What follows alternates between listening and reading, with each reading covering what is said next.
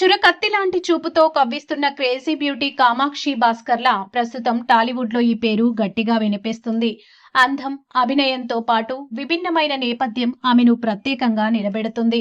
చైనాలో ఎంబీబీఎస్ పూర్తి చేసి అపోలో హాస్పిటల్లో కొంతకాలం డాక్టర్గా పనిచేసిన కామాక్షి ఆ తర్వాత నటనపై ఉన్న ఆసక్తితో సినిమా రంగంలోకి అడుగుపెట్టింది.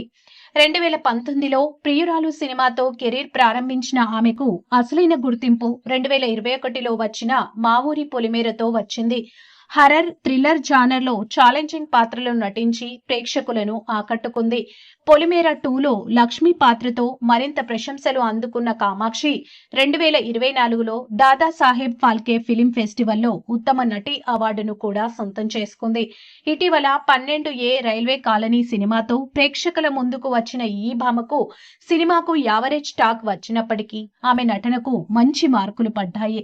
సినిమాలతో పాటు సోషల్ మీడియాలోనూ ఫుల్ యాక్టివ్ గా ఉంటూ చురకత్తి లాంటి చూపులతో లేటెస్ట్ ఫోటోషూట్లలో అభిమానులను ఫిదా చేస్తుంది. ఇప్పుడు ఈ క్రేజీ బ్యూటీ నుంచి వచ్చే ప్రతి అప్డేట్ నెట్టింట హాట్ టాపిక్ గా మారుతుంది.